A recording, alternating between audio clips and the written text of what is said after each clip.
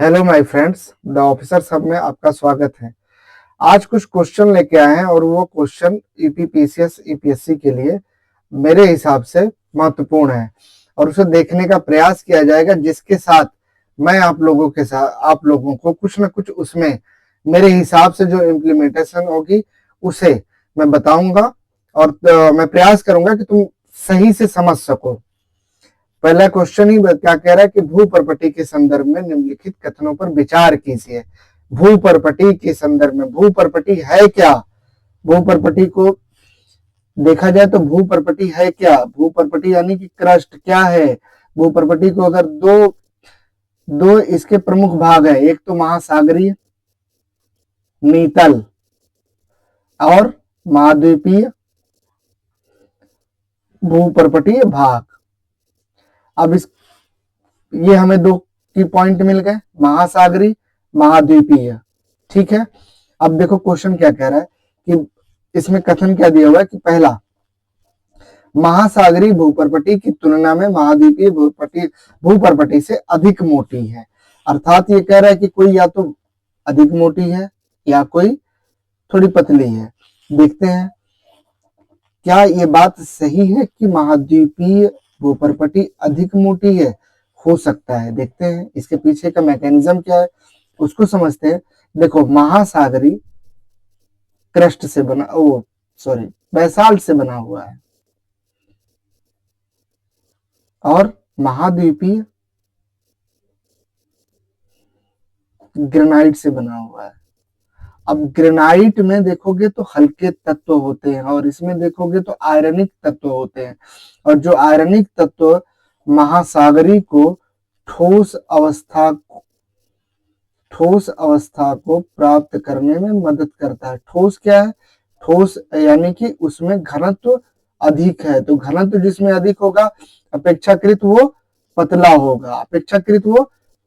तो अगर ये पतला हुआ तो ये अपने आप सीधी सी बात है भाई कि अपेक्षाकृत ये मोटा हुआ, यानी कि पहला इनका कथन सही है। दूसरा कह रहे हैं महासागरी, अभी मैंने आपको बताया कि ग्रेनाइट से, तो महासागरी भूप्रपट्टी मुख्य रूप से ग्रेनाइट की चट्टानों से बनी है? नहीं जी। कौन सी चट्टानों से बनी है? ये बेसाल्टिक चट्टानों से बनी है। आपका उपरोक्त में से कौन सा कथन सही है? तो कौन सा कथन सही है? तो केवल ए। देखो, मेरे हिसाब से मैंने ट्राई किया, तुम समझ सकते हो और समझने का प्रयास करना। हो सकता है अगर आप लोग को ना समझ में आए तो कमेंट में बताना, मैं इस पे कुछ क्लासेस दे दूंगा। प्रश्न 2 देखते हैं, भू प्रॉपर्टी और मेंटल के बीच सीमा को क्या कहा जाता है? पहली बात तो देखो एक्चुअली में क्या रहा है कि भू प्रॉपर्टी और मेंटल के तो सीमा के निर्धारित कैसे होता है? सीमा का निर्धारण उस बेसिस पे किया जा सकता है जहां पर चट्टानों में परिवर्तन देखा जाए, और उसी परिवर्तन को असंबद्धता का रेखा कहा जाता है। और अलग अलग वैज्ञानिकों ने अलग अलग परिवर्तन निकाला और उसमें उन्होंने अपने नाम के साथ असंबद्धता जोड़ दिया। कह रहा भू प्रॉपर्टी और मेंटल के बीच कौन सी सीमा पाई जाती है? भू प्रॉपर्टी और मेंटल के बीच कौन सी सीमा पाई जाएगी? Gutenberg, Moho, Conrad. ये कोनार्ड लिखा हुआ है, इसका मिस टाइपिंग है, कोनार्ड होता है।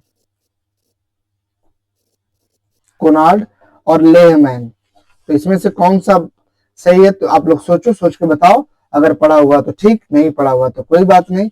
भू प्रॉपर्टी और मेंटल के बीच मोह असंबद्धता रेखा पाया गया है, जो पीसीएस 2018 के बाद 3-4 बार पूछ चुका है।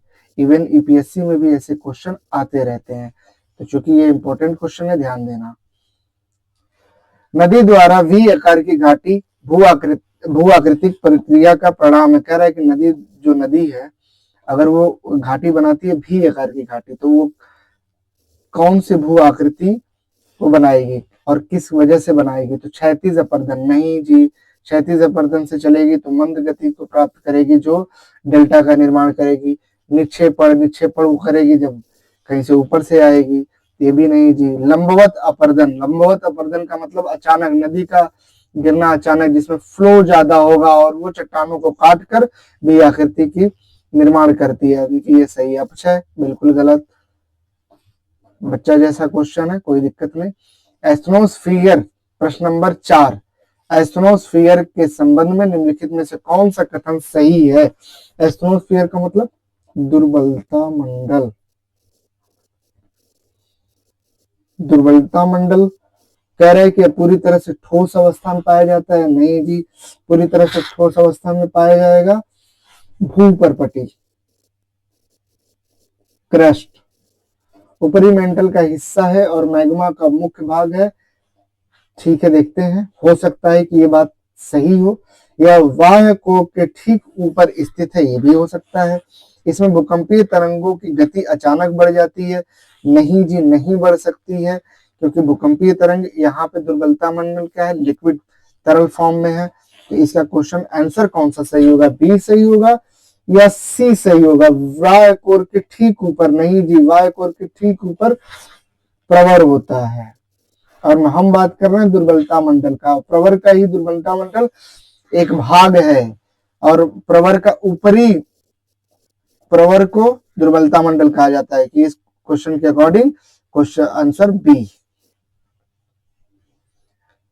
देखिए, फिर वही क्वेश्चन जो क्वेश्चन नंबर 2 था, वही क्वेश्चन फिर से आया कि गुटन असंबद्धता रेखा किन दो परतों के बीच पाई जाती है। वहां पे परत दिया था और असंबद्धता का नाम दिया था, यहाँ पर असंबद्धता का नाम दिया, ऊपरी मेंटल और निचली मेंटल, बाह्य कोर और आंतरिक कोर, क्रस्ट और मेंटल, निचला मेंटल और बाह्य कोर। इसमें से तो अब आपको थोड़ा सा होमवर्क करना पड़ेगा। पीवाईक्यू देखते हुए होमवर्क किया करो, या तो अपने किसी टेस्ट को, अरे सॉरी, किसी टीचर के नोट्स को देखो, या तो उसमें देखो, तो वो बताओ, हो सकता है मैं अगली क्लास में आपको इसका क्वेश्चन आंसर करा दूं। तो निचली मेंटल और बाह्य कोर के बीच में गुटेनबर्ग असंबद्धता रेखा है। क्वेश्चन नंबर 6, पृथ्वी के नीचे परत किससे संबंधित है? क्रस्ट, मेंटल, क्रूड, वायुमंडल। पृथ्वी के नीचे, देखो सबसे पहले तो वायुमंडल बिल्कुल गलत है, हो ही नहीं सकता है। बचा क्रस्ट, मेंटल, क्रूड। अब नीचे क्रस्ट में क्या है? जैसा कि जानते हो, CI, silicon plus aluminium. Mental में क्या है? Silicon plus magnesium. तो बचा क्या? कोड। आंसर सी सही। प्रश्न नंबर 7, लेमैन असंबद्धता रेखा। लेमैन, ये असंबद्धता रेखा इस 10 क्वेश्चनों में लग रहा है बहुत महत्वपूर्ण है, इसलिए ये बार बार क्वेश्चन भी आ रहा है, और इसको आप लोग रटी जाइए। मैं इसका एक फिगर बना के इस चैनल पे डाल दूंगा, उसको प्रयास संभव आप उसको याद करिए, तो जरूरी भी है। तो देखते हैं, बाह्य कोर और आंतरिक कोर के बीच, भूपर्पटी और मेंटल के बीच, अभी आपने इसके पिछले क्वेश्चन में देखा, तो ये सही नहीं है। मेंटल और क्रोड के बीच, ये भी सही नहीं है। ऊपरी और निचले क्रस्ट के बीच, बिल्कुल नहीं। बचा ऑप्शन ए। पृथ्वी के निम्न वेग क्षेत्र, निम्न वेग क्षेत्र, लो वेलोसिटी के बारे में क्या सत्य है?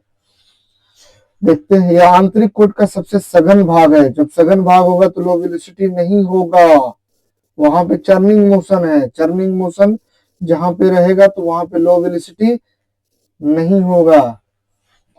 यह एस्ट्रोनोस्फीयर में स्थित जहां चट्टाने आंशिक रूप से पिघलित हैं, बिल्कुल सही, यह हो सकता है। यहाँ भूकंपी तरंगों की गति सबसे तीव्र होती है, लो वेलोसिटी में भूकंपी तरंग तीव्र नहीं हो सकते, अतः यह भी गलत है। बाह्य कोर और मेंटल के सीमा पर स्थित है, बिल्कुल नहीं हो सकता, ये दोनों ठोस पर हैं। नेक्स्ट क्वेश्चन पे चलते हैं। पृथ्वी के मेंटल की परत की मोटाई लगभग कितनी है? बिल्कुल इजी क्वेश्चन है, 100 से 200 क्रस्ट है, उसके बाद मेंटल ही आता है जो 2900 है, और ये दोनों कोर, बाह्य कोर और आंतरिक कोर।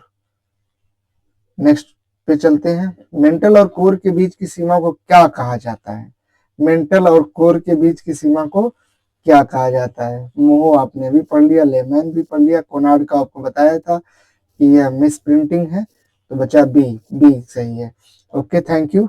आज के लिए प्रयास करेंगे कि आपको आगे और भी क्वेश्चन अच्छे लेके आए। सबका थैंक यू।